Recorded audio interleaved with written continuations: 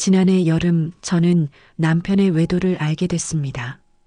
그 순간 마치 세상이 무너지는 듯한 충격이었습니다.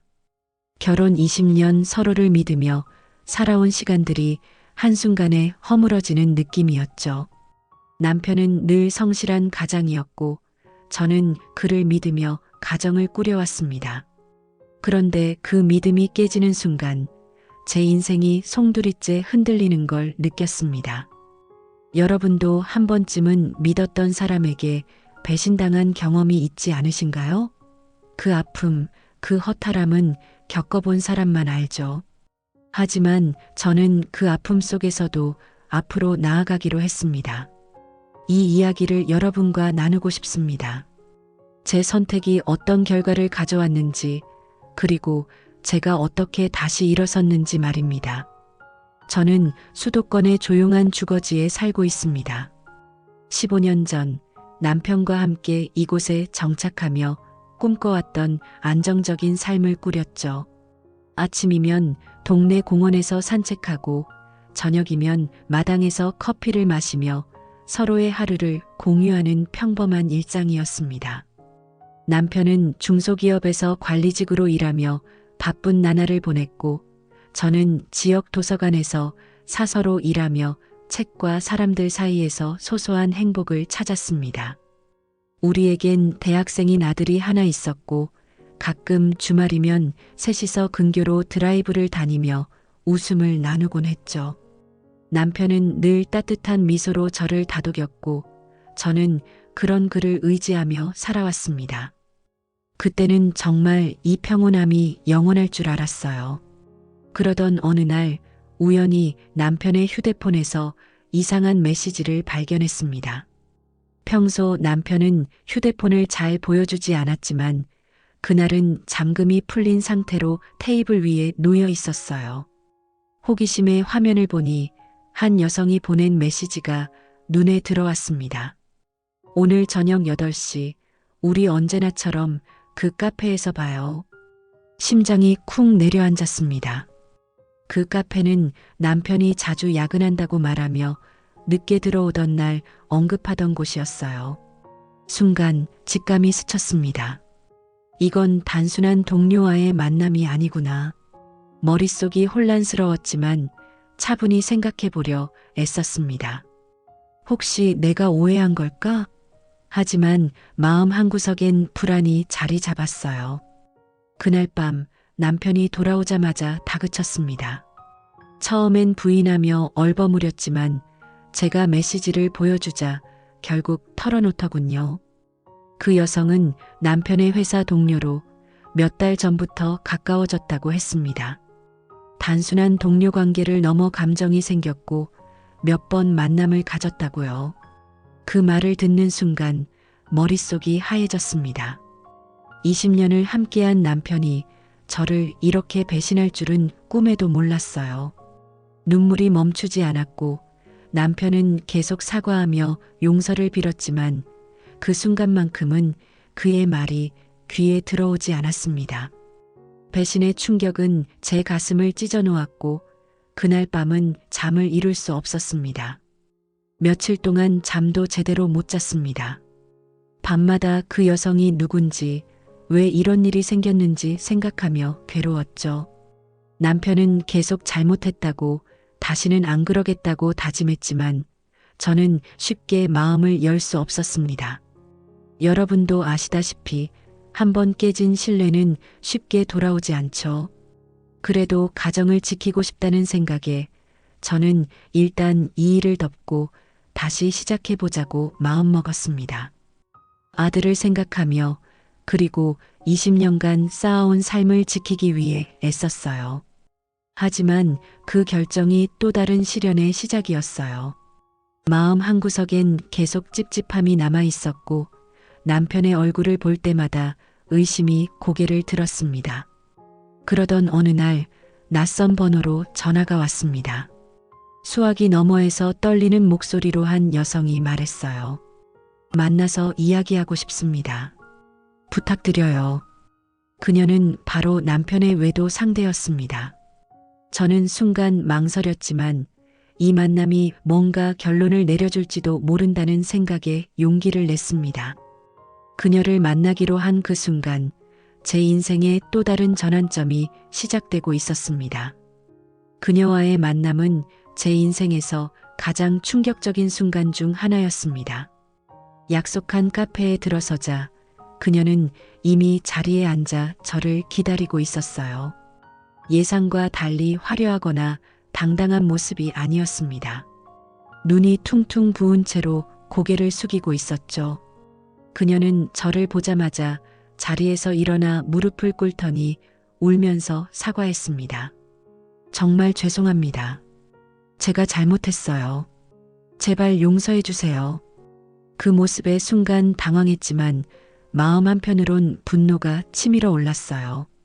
이 여성이 제 가정을 망가뜨린 장본인인데 이렇게 무릎 꿇는다고 뭐가 달라질까 싶었죠.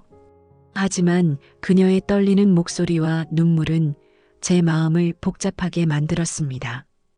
그녀는 자신의 이야기를 털어놓았습니다. 남편과는 회사 프로젝트를 함께하며 가까워졌고 남편이 먼저 다가왔다고 했어요. 그녀는 싱글이었고 외로움에 지쳐있던 차에 남편의 따뜻한 말에 끌렸다고 했습니다. 하지만 최근 남편이 관계를 정리하려 하자 혼란스러웠고 저에게 직접 사과해야겠다고 결심했다고요.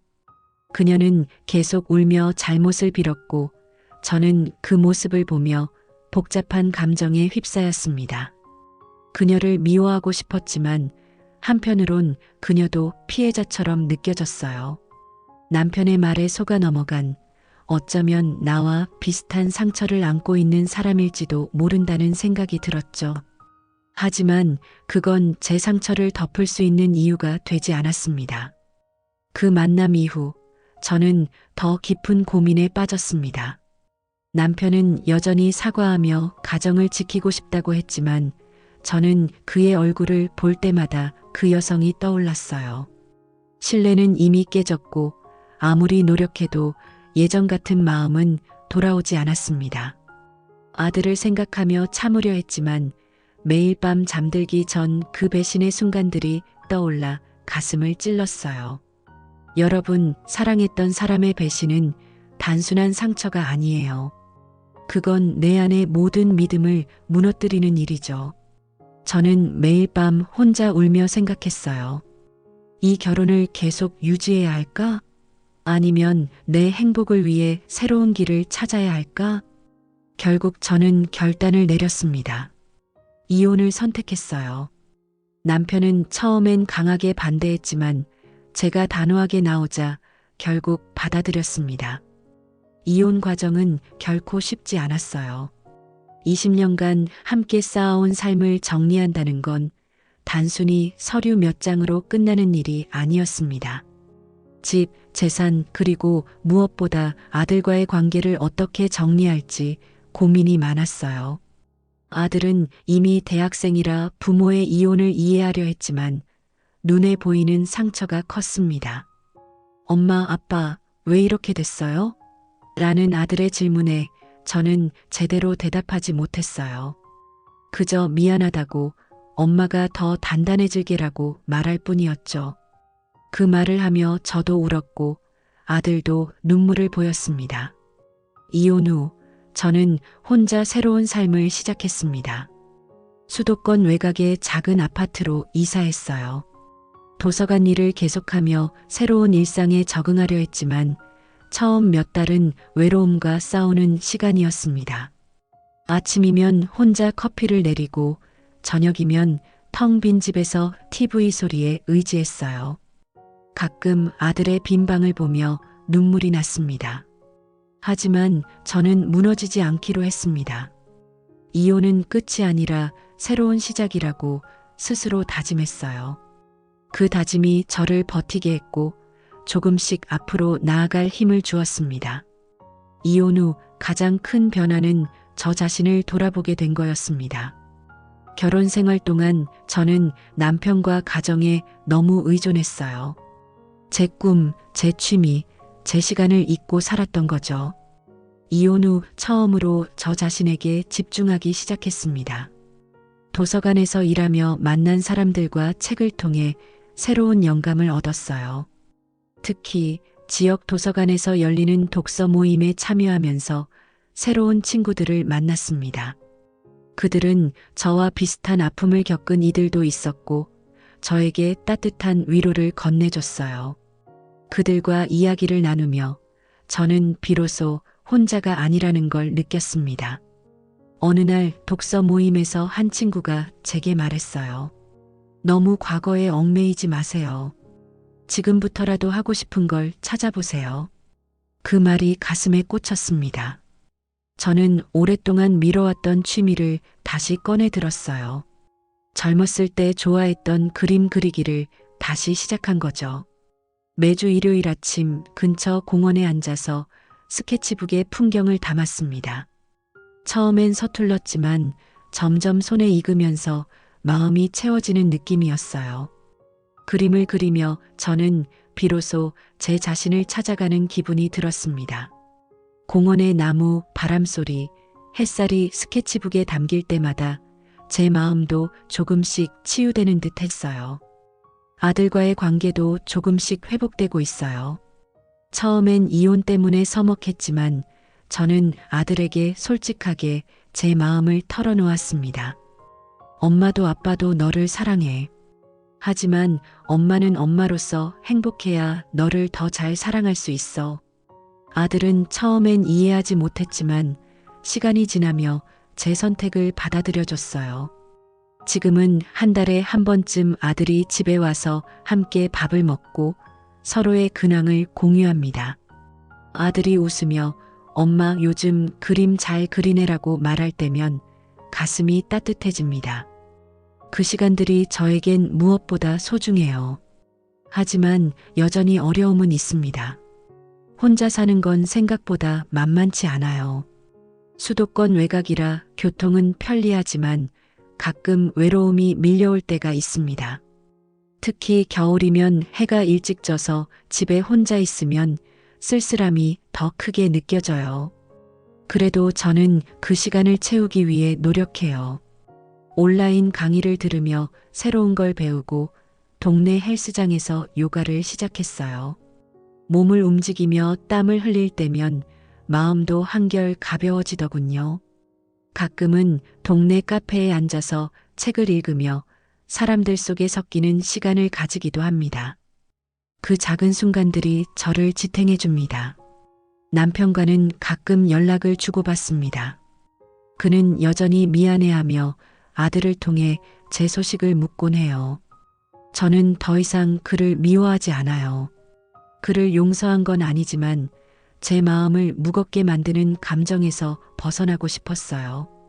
그를 붙잡고 싸우는 대신 저는 제 삶을 꾸리기로 했습니다. 여러분, 아픔은 우리를 무너뜨릴 수도 있지만 때론 우리를 더 강하게 만들기도 해요. 저는 그걸 믿습니다. 그리고 그 믿음이 저를 여기까지 이끌었어요. 지금 저는 새로운 삶에 적응하며 조금씩 앞으로 나아가고 있습니다. 아침이면 동네 공원에서 산책하며 하루를 시작하고 도서관에서 책과 사람들 속에서 보람을 찾아요. 가끔은 그림을 그리며 저만의 시간을 보내고 아들과 함께 보내는 주말은 제게 큰 힘이 됩니다. 하지만 여전히 마음 한구석엔 아픔이 남아 있어요. 20년간의 결혼 생활, 그리고 그 끝에 남은 상처는 쉽게 지워지지 않죠. 그래도 저는 그 상처를 안고 살아가기로 했습니다. 그게 제 선택이에요. 상처는 제 일부가 되었지만 저를 정의하지는 않아요. 이혼 후 가장 큰 깨달음은 행복은 누군가에게 의지하는 게 아니라 내 안에서 찾아야 한다는 거였어요. 남편의 외도로 무너진 건 제 믿음이었지만 그걸 다시 세우는 건 저 자신이었죠. 여러분도 지금 아픔 속에 있다면 잠시 멈춰서 자신에게 물어보세요. 내가 정말 원하는 건 뭘까? 그 답을 찾는 순간 새로운 길이 열립니다. 저는 그 길을 찾기 위해 매일 작은 용기를 내고 있습니다. 지금 저는 아직 완벽히 행복하다고 말할 순 없어요. 하지만 매일 조금씩 나아지고 있어요. 아침에 눈을 뜨면 오늘은 또 어떤 작은 기쁨이 있을까 기대하게 됩니다. 그림을 그리며 미소 짓고 아들과 전화로 농담을 주고받고 도서관에서 만난 친구들과 책 이야기를 나누는 그 순간들이 저를 채워줍니다. 가끔은 동네 시장에 들러 신선한 과일을 사고 집에 돌아와 조용히 음악을 들으며 저만의 시간을 즐깁니다. 그 모든 게 저를 살아가게 하는 힘이에요. 이 이야기를 나누며 저는 여러분에게 한 가지 당부하고 싶습니다. 사랑과 신뢰는 소중하지만 그걸 지키기 위해 자신을 잃지 마세요. 저는 그걸 너무 늦게 깨달았어요. 하지만 지금이라도 깨달은 걸 다행이라고 생각합니다. 여러분의 삶에도 작은 용기가 필요한 순간이 있다면 주저하지 말고 그 첫걸음을 내딛어 보세요. 그게 어디로 이어질지 아무도 모르니까요. 그리고 그 길 끝에 작은 행복이 기다리고 있을지도 몰라요. 저는 그걸 믿으며 오늘도 한 걸음 내딛습니다. 감사합니다.